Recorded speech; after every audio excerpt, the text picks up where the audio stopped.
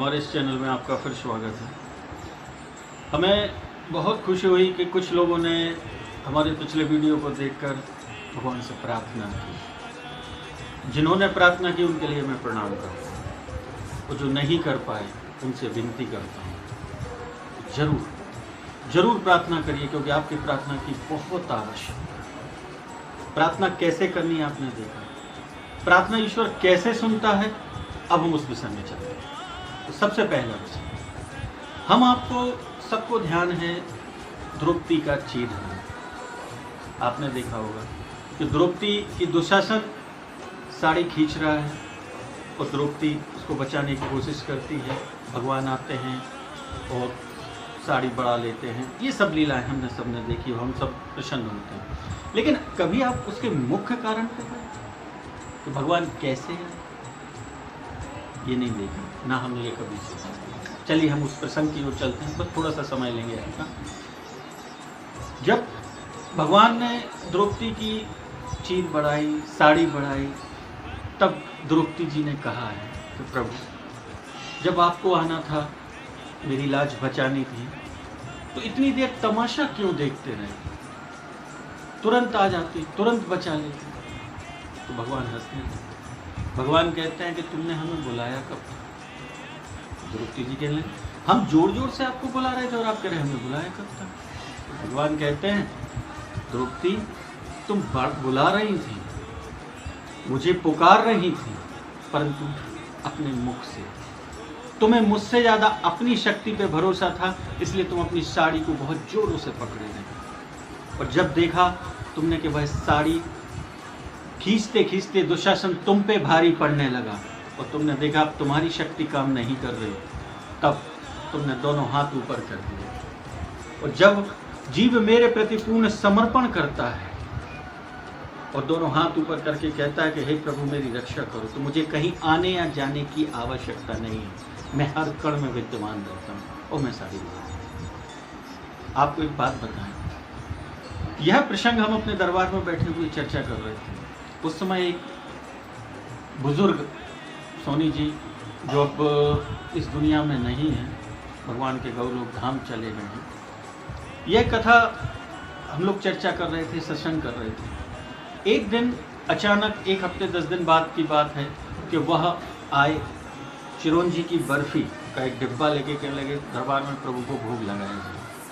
तो हमने पूछा आज क्या बात है दादाजी, खुश क्यों हैं? तो पहले उनकी आंखों में आंसू थे, फिर उन्होंने एक घटना बताई। कहने लगे गुरुजी उस दिन आपकी चर्चा करते करते ये प्रसंग को हजारों बार सुना, देखा टीवी पे हम लोगों ने, लेकिन इस बारीकी को नहीं समझ पाए।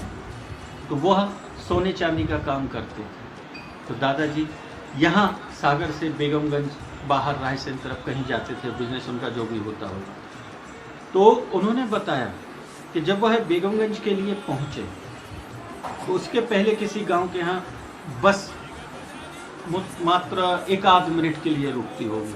तो उन बुजुर्ग सोनी जी दादा के लिए बाथरूम आए, बाथरूम के लिए वह उतरे और उतर कर बाथरूम करने के लिए चले गए। इतने में वह बस आगे बढ़ गई। यह लौट के आते हैं, देखते हैं कि बस नहीं है। अब ये घबरा गए, ऊपर से नीचे तक पसीना छोड़ दिया इन्होंने। क्यों? क्योंकि इनके जीवन की जो पूंजी थी, इनके जो बैग या थैला जो भी लिए थे, उसमें बहुत अधिक मात्रा में चांदी रखी हुई। ये सत्य घटना बता रहा है। तो ये घबरा गए, आंसू आ गए कि प्रभु क्या करूँगा, मैं क्या करूँ, क्योंकि मेरी तो पूरी संपत्ति चली गई, अब मैं क्या करूँगा।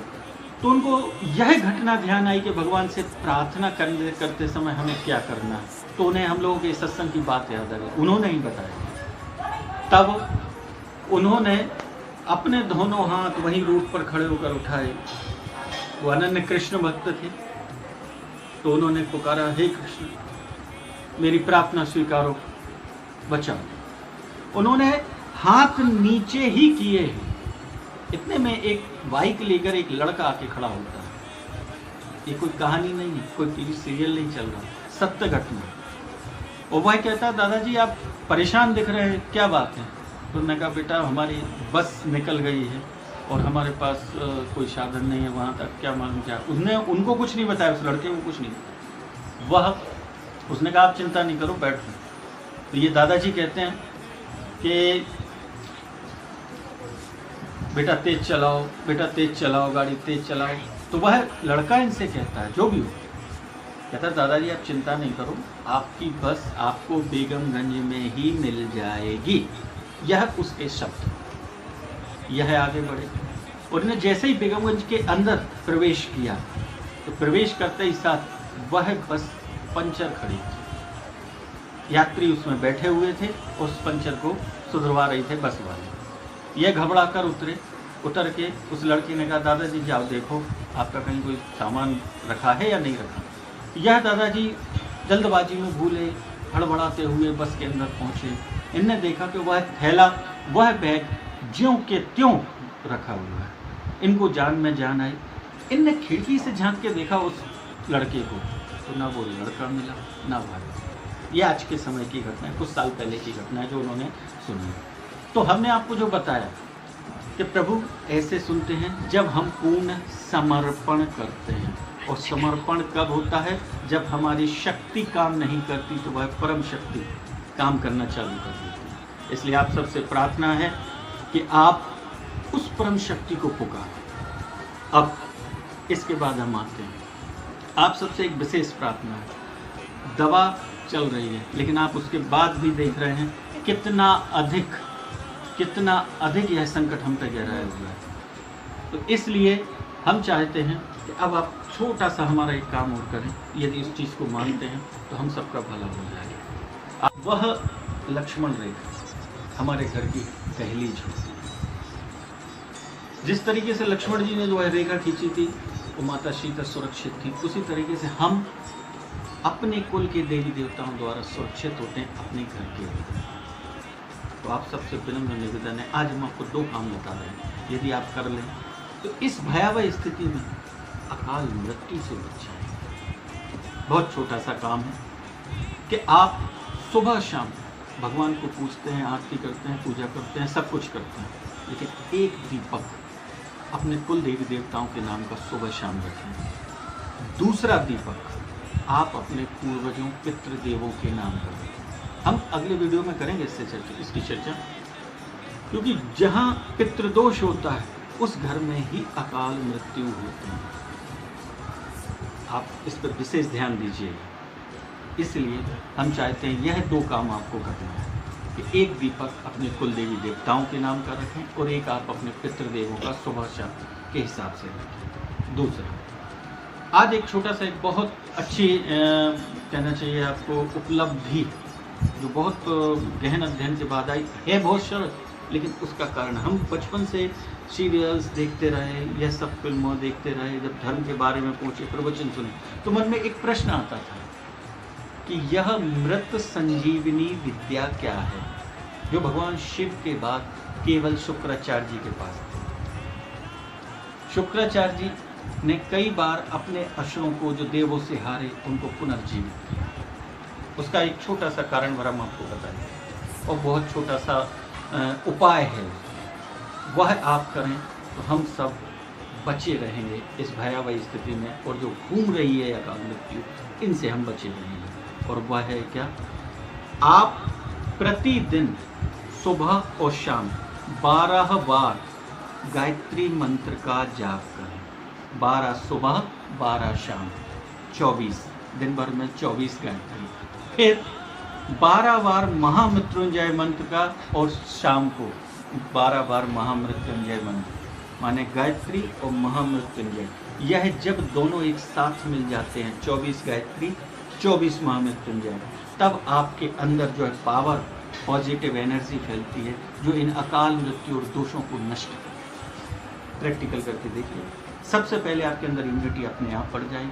तो हमारा कहना है कि आप स्वयं अपने घर वालों को, बच्चों से लेकर बुजुर्ग तक, और जो हॉस्पिटलाइज्ड हैं, मरीज़ हैं, भर्ती हैं, उनसे भी कहिए 24 गायत्री और 24 महामृत्युंजय एक साथ करें तो भगवान की कृपा से हम बहुत जल्दी ठीक होकर वो घर आ जाएंगे, हम सुरक्षित रहेंगे और इस वातावरण से, इस जो भयावह स्थिति है इससे मुक्त होंगे। यह 2-3 काम जो हम आपसे चर्चा की है वह ज़रूर आप इसमें अवश्य करें। फिर इसके बाद तीसरा महत्वपूर्ण पॉइंट, ऑक्सीजन। आप देख रहे हैं बहुत लोग आपके लिए ऑक्सीजन के लिए चल रहे हैं। इसके लिए हम आपको ले चलते हैं 2600 वर्ष पहले गौतम बुद्ध के समय। गौतम बुद्ध एक बार अपने शिष्यों के साथ जा रहे थे। जाते जाते उन्होंने देखा कि ऊंची पहाड़ी पर एक नव युवक, एक जवान लड़का बहुत स्पीड में चढ़ता चला जा रहा है। बहुत ध्यान से सुनिए, आपके कई सवालों के जवाब इसमें छुपे हुए हैं और ऑक्सीजन कैसे बनती है इसका कारण आपको बताऊं। तो वह बहुत स्पीड में चढ़ता चला जा रहा था। गौतम बुद्ध ने अपने शिष्यों को नीचे रोका। उन्होंने कहा रुक जाओ, मैं आता हूँ।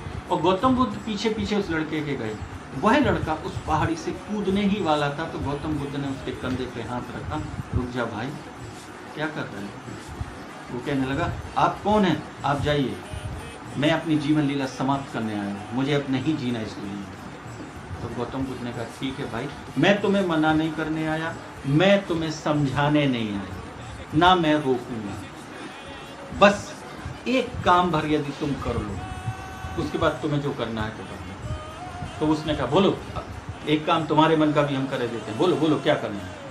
तो गौतम बुद्ध जी ने कहा, तुम बहुत जोर से अपने अंदर 10 से 15 बार जल्दी श्वास लो और छोड़ो।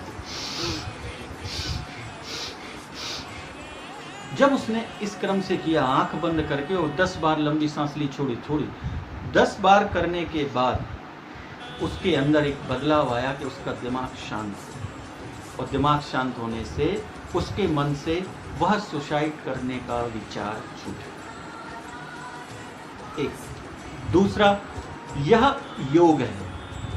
यदि हम खड़े बैठे नॉर्मल कंडीशन में लेटे खाली पेट, कभी भी आपका दिमाग चलायमान है, हम बहुत टेंशन्स में हैं, हमारे अंदर नेगेटिव विचार आ रहे हैं, हम घबरा रहे हैं, हमारे अंदर इम्यूनिटी कम होती जा रही है, तब आप बार बार इस लंबी सांस को लें छोड़ें और बहुत स्पीड से आंख बंद करके करना। प्रैक्टिकल करके देखो, अभी करके देखो, आप देखना जब बहुत स्पीड से हम लंबी सांस लेंगे छोड़ेंगे तो आपके अंदर बॉडी अपने आप ऑक्सीजन का निर्माण करती है और वह ऑक्सीजन आपके दिमाग तक बढ़ जाती है, तो जो हमारी इन अनेक बीमारियों को दूर करने का काम करती है। जिन लोगों का ऑक्सीजन लेवल कम हो रहा है वह इस एक्सरसाइज को सुबह शाम खाली पेट करें। आप चाहते हैं हमारा कम ना हो तो हम डेली रूटीन में इसको कर सकते हैं। आपका दिमाग चलायमान है, वह भी शांत होगा और आपको इसका अंतर मिलेगा। हम बहुत जल्दी अगले वीडियो में नए टॉपिक को लेकर आते हैं, तो हम चाहते हैं कि इन सब बातों को आप फॉलो करें और आप प्लीज़ प्रार्थना करें, भगवान से दिल से प्रार्थना करें, इस योग को करें। इस ऑक्सीजन लेवल को बढ़ाने के लिए आप खुद अपनों से जुड़े, उनसे जुड़े और जितने लोगों तक, मैं रोगियों तक, उनसे गायत्री मंत्र, महामृत्युंजय मंत्र का 24-24 बार जाप कराएं। इस ऑक्सीजन लेवल बढ़ाने की एक्सरसाइज को करें और यदि आप सब तक पहुंचाते हैं तो एक बहुत बड़ा पुण्य का काम आप करते हैं, क्योंकि किसी की जान बचाने से बड़ा कोई यज्ञ नहीं है। तो प्लीज़ आप इसको सुने, देखें, अपनों तक पहुंचाएं और इस चैनल को सब्सक्राइब करें, लाइक करें, शेयर करें और बेल आइकन को जरूर दबाएं, क्योंकि हम अब जो भी वीडियो डालेंगे वो डायरेक्ट आप तक पहुंचे। इतनी बात समाप्त करते हुए जय श्री कृष्ण। श्री कृष्ण गो